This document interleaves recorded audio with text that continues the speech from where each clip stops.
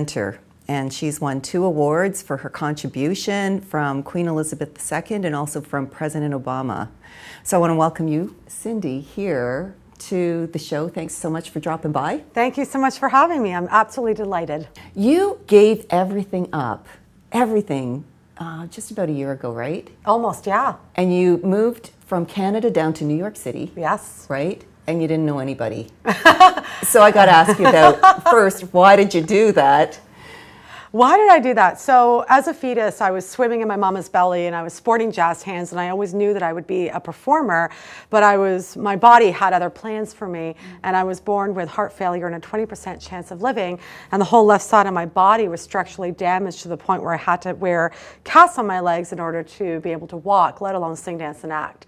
And so throughout my childhood and into my adulthood, I was dealing with heart surgeries and lots of chronic pain to the point where I couldn't sleep through the night till I was 29.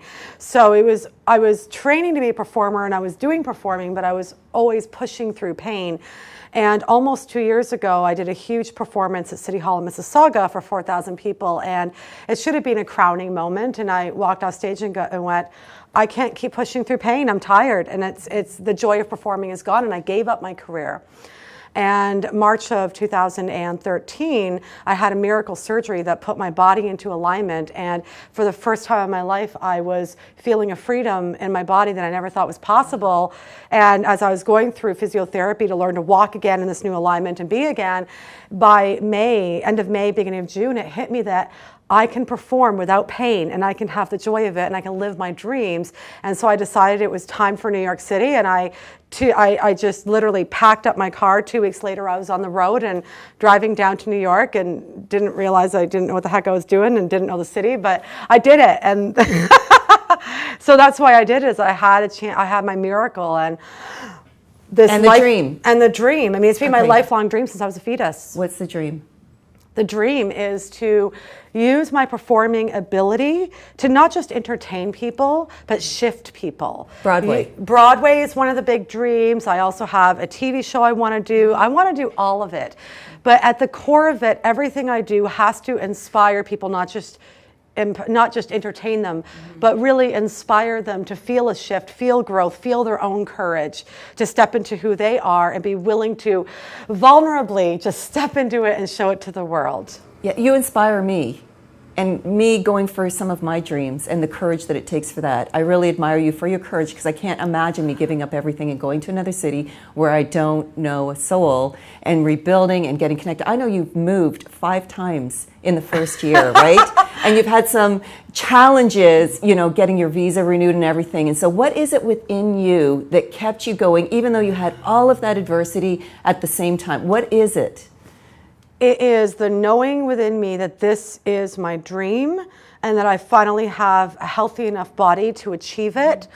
And for me, it's the best advice I can give anybody is about really being able to deeply go within yourself to know what is that special thing about you that drives you, and that will, no matter what happens to you, you think about that and it sparks you and will bring you to that next level. Because I believe there's something within all of us, a gift or a dream or something, and the closer that we can get into alignment with what that is, what that special something is, and what you are to contribute to the world, the easier it is for you to be able to stay motivated no matter what challenges stay up in front of you. Okay, so do you think then with courage that fear is in there at the same time? Absolutely. So have you felt fear in the last year? I felt no fear at all. Oh, let's see. When you feel fear then, what goes on that you can be able to get over? Because I know that's what's holding most of us back from really going for what we want to do, right? We get afraid. It's really, now I believe fear is our friend. Fear is beautiful because it shows up, and if we really are willing to explore the fear, people say, feel the fear and do it anyways. I disagree with that, because sometimes fear is a very good indicator that we're on the wrong path. So when fear comes up, it's about investigating the fear. Is this fear because I'm scared I can't do it? Or is this fear because there's a real clear and present danger? What is this fear? And when you do realize that the fear is because you're taking a step outside of yourself and expanding into a bigger you and your bigger dream, then you need to be willing to, that's when you feel the fear and you do it anyways. And the biggest thing that I've learned in the last year is about being willing to be so darn uncomfortable for a prolonged period of time. How do you do this then? Because it's that discomfort, right? We're in our comfort zone, then we go into discomfort. Whenever we go for something, we're reaching for the stars. How do you stay in discomfort for a prolonged period of time?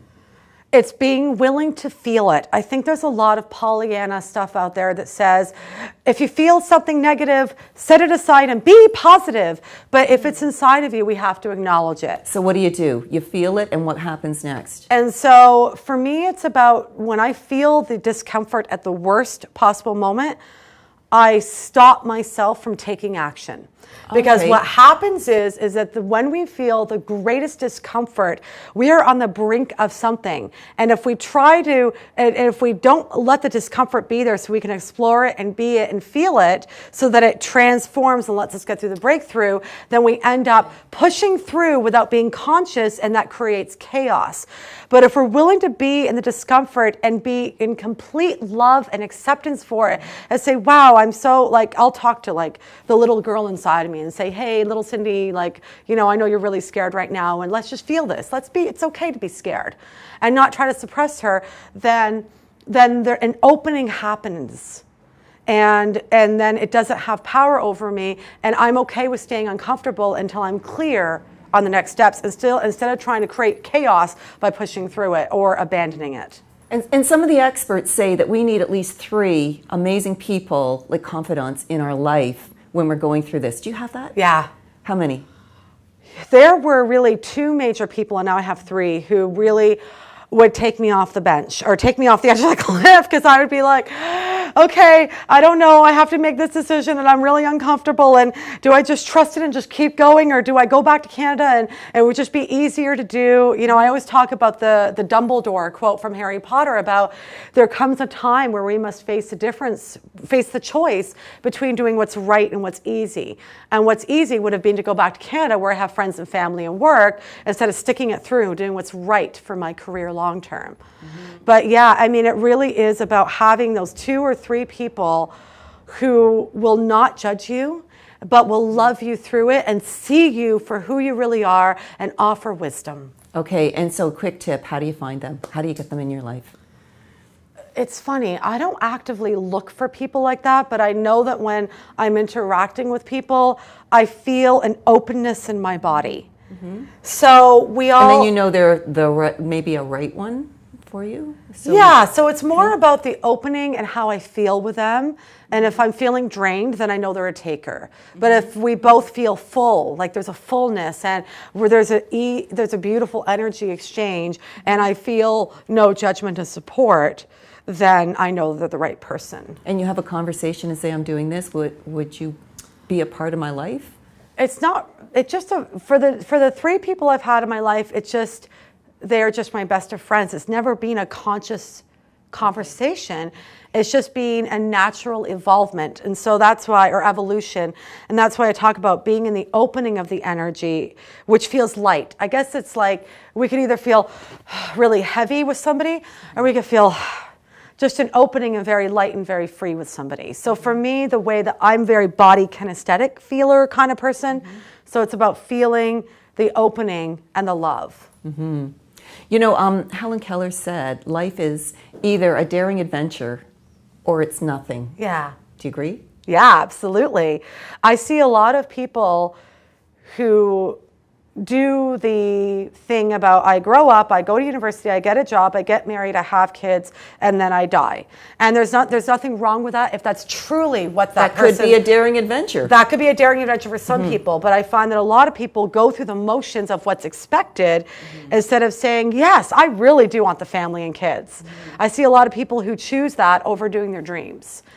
And it's really about being to me, the daring adventure, like you said, could be having the family and the kids, and we need that in our society.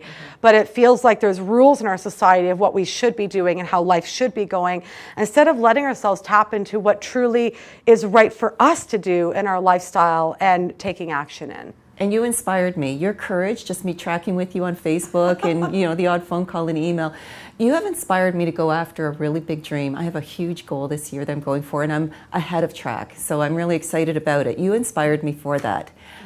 Just tell everybody how they can get in touch with you so that they can get some inspiration as well. Maybe how can they follow you on Facebook? What's your website? Just tell everybody how they can stay in touch with you. Okay, so my website is yourpersuasivevoice.com, or for the singing stuff, it's cindyashton.com. I love you. I love you. Thank you I'm for so glad I know having you, me. and thank you for being such a great inspiration in my life.